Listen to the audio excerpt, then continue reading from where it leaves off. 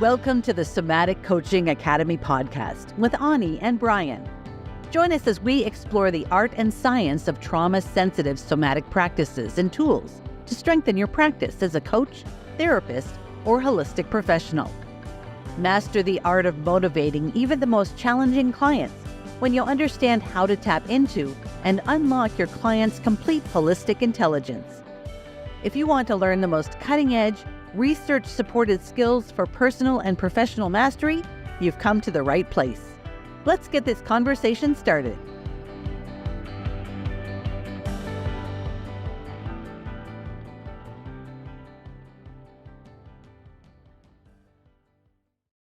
Hey, everybody, and welcome to the Somatic Coaching Academy podcast. Hey, Brian. Hey, Ani. So glad to see you and have Janice Grodski joining us. Janice. Hey, Janice, welcome to the faculty lounge.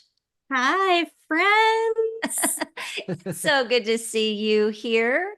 Janice is our actual faculty. Janice is an assistant in the Somatic Coach Professional program. She helps us with the sensation-based motivation coaching. And, you know, Janice, one of my favorite things that you do is provide what we call the quintessential sensation-based motivation coach experience for people, because Janice is really like a stickler at sticking with a process. It's one of the things that I love so much about you. I love having you in that program. She's our assistant there, and she also does some of our calls for people who are interested in to have a call and do a session where they want to have a quintessential somatic coach training, or I'm sorry, a sensation-based motivation coaching experience. And they have that with Janice. So we're so excited to have you in the faculty lounge. Yeah, Janice is the glue of that program, really. I mean, you know, so many times Ani and I can be kind of running around with our hair on fire. Well, maybe you more with your hair on fire than me. My head's on fire. Just, you know, there's so many different things we're managing and doing within that program and with the other programs that we run too. And Janice is just like the glue of that program in so many amazing ways. Janice, I just want to thank you so much. I've tried to thank you as much as I possibly can in other ways. I just want to say it here again, how important you are to provide what Anu was saying, that experience for the students. And it's so wonderful every year to see how much the students value you in each cohort, and do fun little appreciation things for you at the end of the program. It's really super fun to see that. What did the students call you last year in the cohort? They called me their spirit animal. That's right. Janice was their spirit animal last year. Oh, that's right. That was so good. Everyone needed a Janice spirit animal or something. Yeah. Yeah. Something, hashtag something like that. Yeah. Yeah, right. They pulled out t-shirts that said something about more Janice. Yeah. Everybody goes to Janice. It's like, you know, they have a problem. Like Janice is always there to support people. I'm just so appreciative of that. And that program would not be what it is without you, Janice. It's so really important. We love having you, Janice. Thank you. And I love being part of our team. It means so much to me, and it really feels like home. Feels like home having you there. You make it homey. Speaking of home, today we're going to be talking about saying yes to growth during big life transitions. And that's why we invited Janice to be on this episode in the faculty lounge to talk about that. Because, I mean, there's a lot of life transitions that people go through. The life transition that you went through when you became a student was so profound. I think for both Brian and I, just really touched our hearts to know that you said yes to yourself, and continue to watch you say yes to yourself. But let's back up so that everybody can be on the same page with us. I don't remember what year it is. Janice had contacted us. Janice, I think the first time we actually did some work together, you were referred by a friend because you had some frozen shoulder and you did some cross mapping with us. Is that right? That's right. That's right. Yeah. I was referred by Julie, and I had frozen shoulder and gone through the medical system, and it was really invasive and it didn't work. And I didn't have full mobility. And Julie was like, hey, I have friends, and she directed me to you, and I got the video that Brian had out for physical cross mapping, and it worked. And I was in from then on. I love that story because the cross mapping method is so powerful for physical stuff like frozen shoulder. And that was exactly how you opened the door with us. And then we hosted a live event that for you was a flight across the country in 2019. And for whatever reason, and I'm kind of interested to know like why you chose to make that. That's a big leap to fly across the country and see us live and in person. What was going on in your mind about that? It was a big deal. It really was a big deal. And so prior to that, I'm not sure if it was 2017 or 2018, we did our soul's agenda. We did Finding My Soul's Agenda together. That's and right. then I knew that I needed like even more Ani and Brian.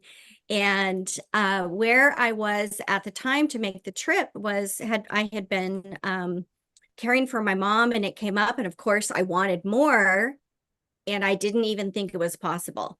I'm not a big traveler. Yeah. So the whole thing was like across the country, it must be thousands of dollars, and the hotel must be thousands of dollars. I mean, really, like I'm not a traveler. Yeah. And I just thought that even the whole financial piece was just out of my scope. Yeah. And when I actually made the decision to look it up after getting care and coverage for my mom, I found out that I had been living this, travel story is not really true. And made things like I had thought, traveling anywhere was just really out of the realm. Because I wasn't working. And so I had very limited income at the time. And once I realized that it was actually doable and affordable, I needed it for myself. And it was fantastic. I don't think it really hit me before what a big deal that was for you. Now that I know you so much better, and I know that you're not somebody to just hop on a plane, but I didn't know you that well at the time to know that that was such a big deal. But it wasn't just the fact that it was hopping on a plane. You were caretaking for your mom. Give us a little background story about what life looked like for you at home. Okay, at home. So I had just recently left Arizona, left my husband, and moved back home here to California. We were separated and most likely divorcing. So I moved in with my mom. And over the next couple of years, realized that my mom's health and her really well-being and ability to be alone was not feasible. And the unexpected role of being her caregiver is what my life became. So my ex-husband now moved out to California as well. And we co-parented our son, and I took on a lot of the parent role stuff as well. So I was really caring for about 3 full human beings full time. Yeah. And it was 2 because I really didn't have space and room to care for myself. Right. How old was Jack at that time, your son? Jack was, let's see, when we moved here, he was 10 and in 6th grade. But when my mom's health started to decline, he had just started high school, and she passed during his senior year. During his senior year, yeah. Yeah, that's a full house. And boy, teenagers require so much mental, emotional attention. And with the divorce and the move and your mom, I mean, that's a lot. So I can imagine you needed a few days to yourself to come, visit us in Burlington for that live event. Yes, absolutely. And the fact that I had set up where a friend would meet me, And then we had a little vacation time afterwards, was like a cherry on top, and then got to meet some really, really incredible people actually at the event who, of course, at the time I didn't know would then come back into my life and who are now a big part of my life. So it was really the beginning of finding my peeps, finding my tribe, finding my like-minded people who I really want to spend my time, my career, my life being around. Yeah, actually, I'm having some fond memories of that event.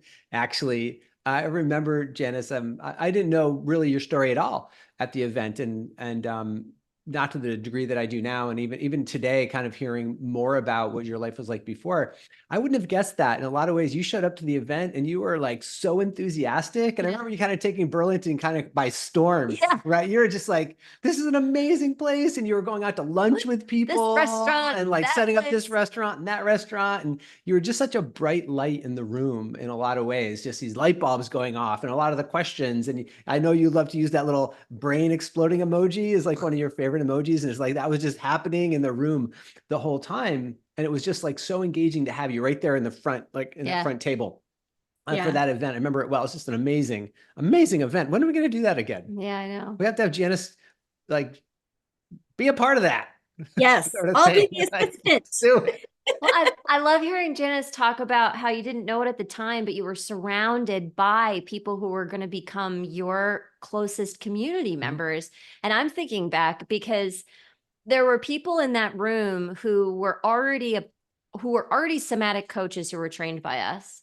There were people in that room who were going to go through the next cohort with you. There were people in that room who weren't going to go through the cohort for another year or two. Right? As I think back, and it was such a special time to be in that community. And it's a conversation that I remember having with you because you were thinking about whether or not you were going to come get certified with us. And I just had this, like, every once in a while, I just get like a super hunch. I had this super hunch that the community was the biggest deal. Yeah. And did you know at that point when you were in Burlington with us that your mom was going to be passing, Janice? I didn't. Okay. I didn't. That was early in 2019. And after I came back is when, in the next month or two, is when really there was a big decline. And then around July is when I found a hospice company. Gotcha. And we put her on hospice. Gotcha. And it was during that time that really was a pivot turning point in my life, like my own life. Yeah. Setting up this scenario, it could sound kind of crazy that you would move forward in growth during this time.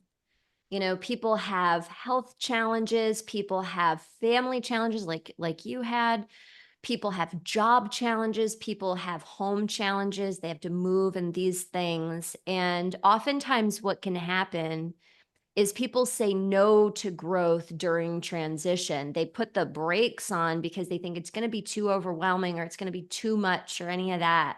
So back in the room with us in Burlington, as you were considering joining the certification program, did you have some of those thoughts enter your mind? Oh, absolutely. Absolutely. First of all, like not having any career idea for myself of what I was doing. I mean, I had been doing some energy medicine and things that have been, part of my life. Was doing a little art, that's part of, my past as well.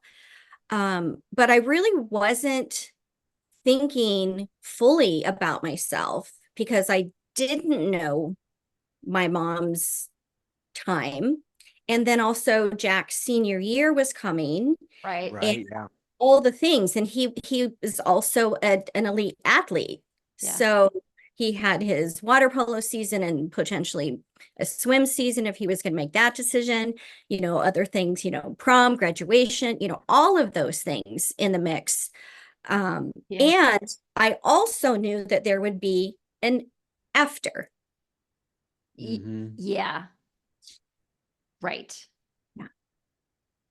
Yeah. So it, Remember that. I knew that the program was something that I wanted to do for sure. Really, it was just the idea of when.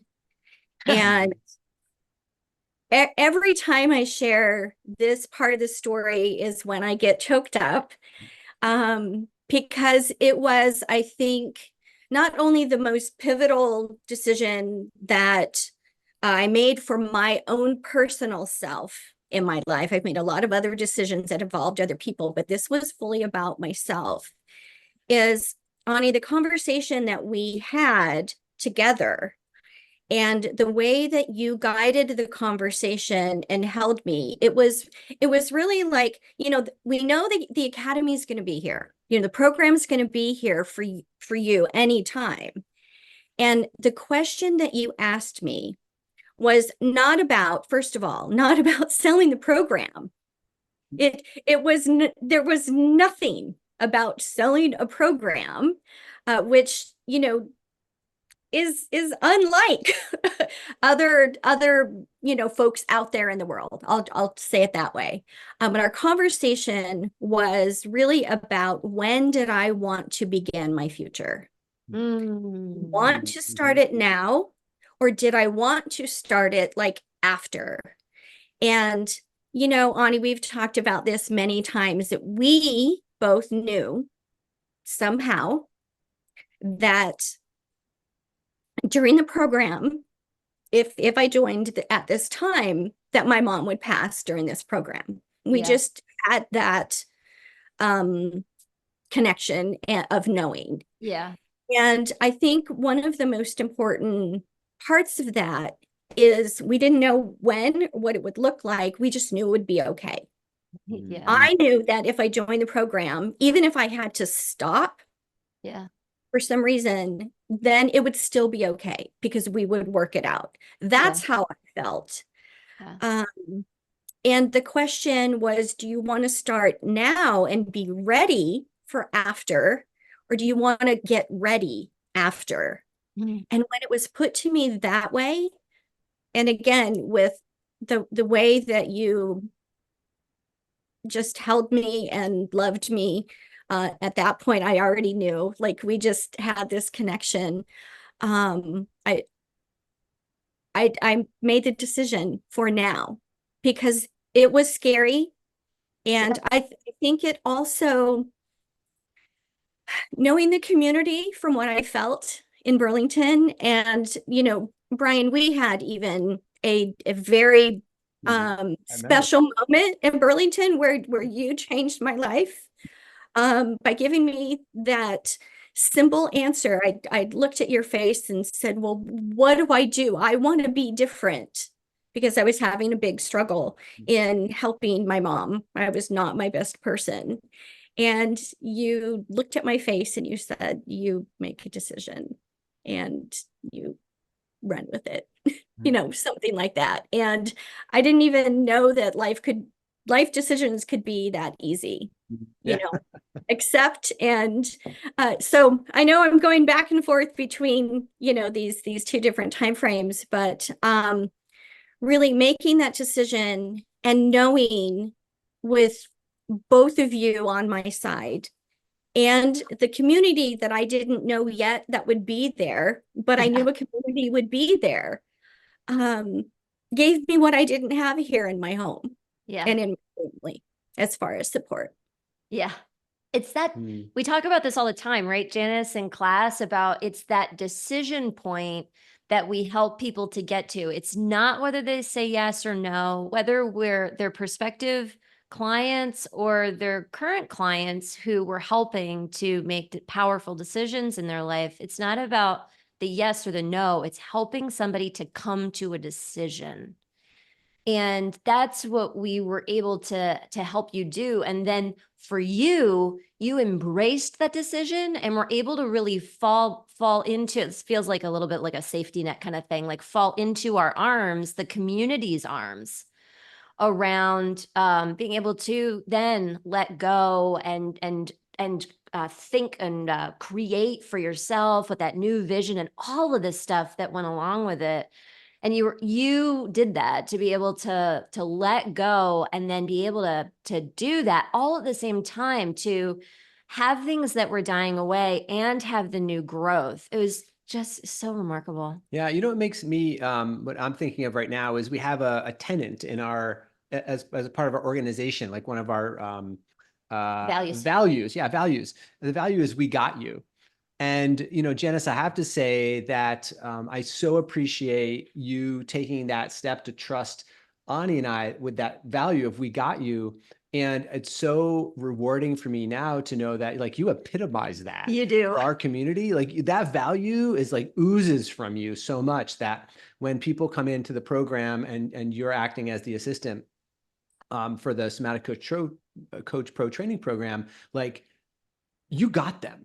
You know, and then they feel that from you, and like that we got you principle, I think in a lot of ways has evolved and revolved around you being so important in our lives and being a part of our community. And I'm just here, I'm having that reflected back to us now, how important that was for you to have that value of we got you shared with you. And I'm just so, you epitomize it for everything that we do in this work. Do you feel like you were able to really embody that through the course of your relationship, kind of what like role model through us? I mean, because you epitomize that now as a value for us with the students.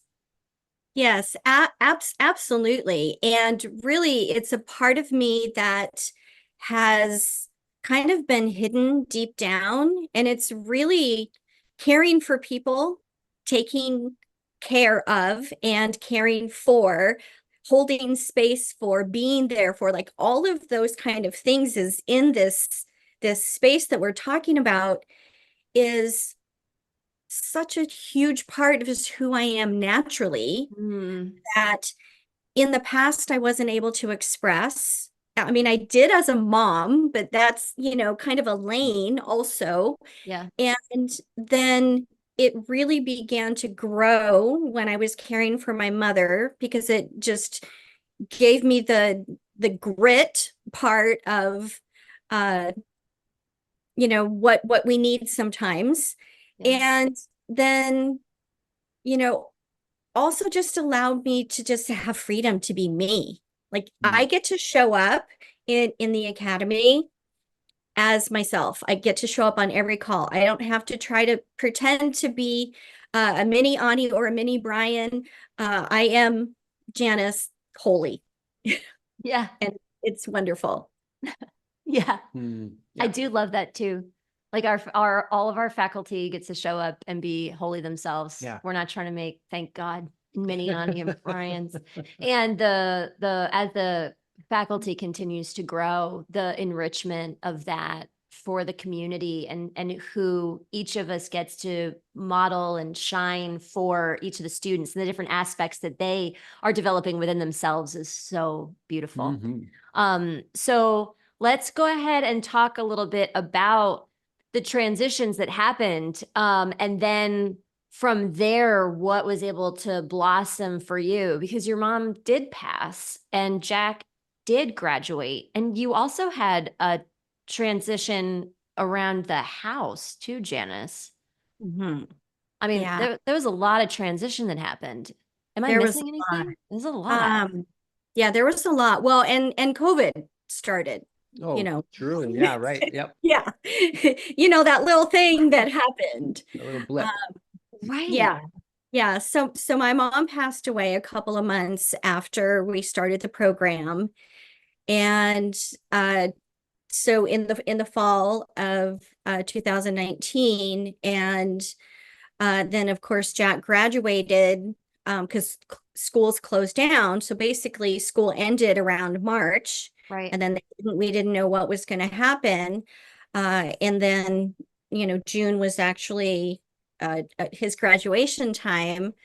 And we had finished the academy, you know, kind of all of this at one time. And there was also some turmoil in my life, you know, after my mom's passing. So it was a lot. It was a lot. Yeah. And you navigated those challenges and you had community, and kind of like fast forwarding, you've created a new career for yourself and you've redefined yourself. One of my favorite things is hearing you say that you feel like you're doing what you're meant to do with the people you're meant to do it with. Yes, absolutely. I have had businesses in the past. Basically, I've been an entrepreneur my whole life. And so I've had other successful businesses and very different than what I'm doing now, and all meaningful and helpful in their own ways. And also creating this coaching business the way that I have built it, with the tools from the academy, with my energy medicine background, and of course, growing my energy medicine background through the academy as well, Yeah. has given me a freedom and a way to help people that, first of all, I never knew was possible before. And it is from personal experience. Like, this is not even just from my clients, right? From personal experience of the internal transformation, the understanding that the change really starts with our body. I am a person who I am in my head so much, and I never knew how much I was in my head and not in my body until learning so much, and also knowing really how important it is. And my clients have had major transformations. Part of like my giddiness of my business is getting to witness that. And I love working with individuals and then also with groups in my business. So the one-on-one that I love, and then the community that I love. I love hearing about your client case studies. You have some really, really cool ones that might be fun for another faculty lounge someday. Yeah. What I'm curious about, Janice, is you had all these transitions that were going on during that time, right? Your mom passing and Jack graduating and house transitions. How was being a part of the certification program, how was that supportive to being in those transitions? Like, do you have some specific ideas or examples around how it was supportive to be in the program? Oh gosh, Brian. Well, first of all, I knew that no matter what, every Thursday I could show up, no matter what I was feeling or what was happening or what had happened. I could show up and I would be fully accepted and supported. And that in and of itself made one of the biggest differences for me. So knowing that I had a place to be once a week for sure, when everything else was so chaotic and uncertain and unscripted and not reliable, the community and each of you, so the two of you together and then each of you individually as well, just really supported me in a way that I don't know that I ever will be able to express the gratitude for. It's a really interesting point, Janice, about the stability within the chaos. And it reminds me of the yin yang that we teach on over and over again for different reasons. And the predictability of having a place to show up and learn and even focus on what's not going on, like focus on me and focus on my growth and stuff. And that predictability within the unscripted, so beautifully said, chaos. I think that is a way that you, whether you knew it or not, brought intentional balance in that allowed the transformations to go more smoothly. Yeah, so that was going to be kind of my follow-up question too, is Janice, what do you think that year would have been like if you said no to the program? Oh my gosh. Whoo, talk about recognizing your sensations. Like my heart center just contracted. I would have been so completely alone and lost. I I don't even want to think about it, honestly. Enough said. Enough said. Yeah. Janice, I remember thinking about that for you and looking like ahead a little bit and thinking about what would happen, because this is what I want to say. You are such a family person, and you were such a family person, and family was like this anchor in your life. It's such a big deal. And then having those transitions and not having that anchor, I was kind of concerned you were going to become untethered. Mm-hmm. For sure. For sure. Yeah. Because going through everything that I did, separating from my husband, getting divorced, family issues that came up through, my mom's transition and passing, and then COVID, then everything was separated, and actually even prior to coming here and taking care of my mom, like I just wanted to be free. I wanted to be out. So I had felt for a very, very long time that I was stuck and I was trapped and I was in a place of where, a situation I didn't want to be in, and I had to do things for other people. And I love doing things for other people, but not at the exclusion of myself. There has to be something in it for me. Yeah. Yeah. And I say that now, I'm laughing about it. However, it's really important for us to put ourselves first. And I didn't know a single thing about that prior to the academy either, by the way. So let's just go there for a second. There are lots of people listening to this who are resonating with your story and loving to take care of people or do things for other people, but also not wanting it to be at the expense of themselves, but also feeling like it's at the expense of themselves. Do you have any advice for those people, or what would you tell your younger self too? You could, frame it like that.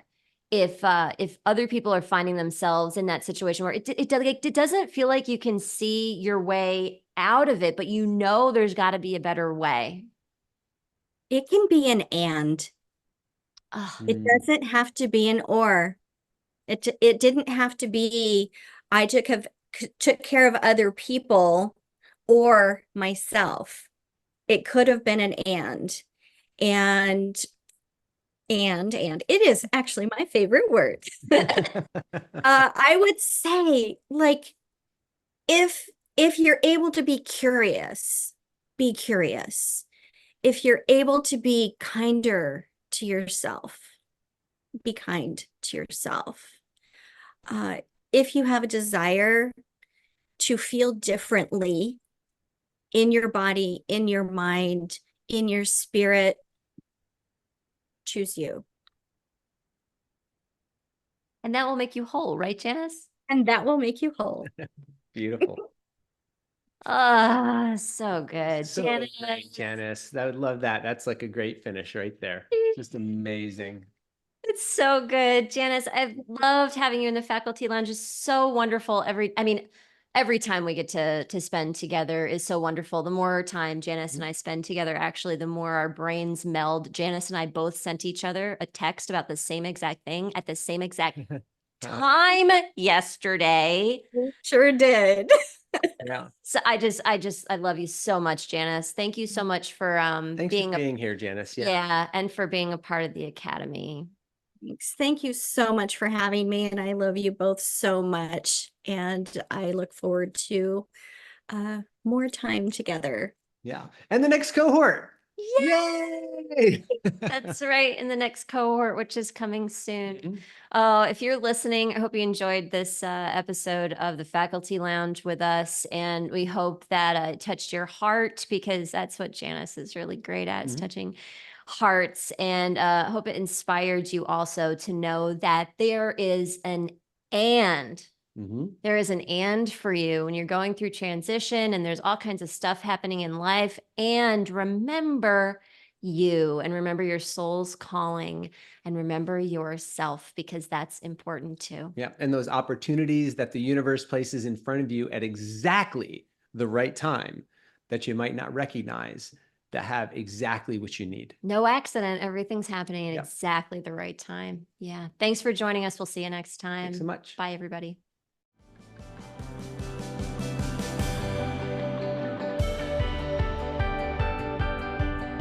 Thank you for listening to this episode. We hope that this conversation will help you improve your practice and change the way you think about your work, your clients, and yourself. Continue your exploration of trauma-sensitive somatic coaching by listening to more podcast episodes at somaticcoachingacademy.com. You could be the trusted guide that people turn to help them with their most challenging situations and to reach their most precious goals. Thank you for joining us. We'll see you next time.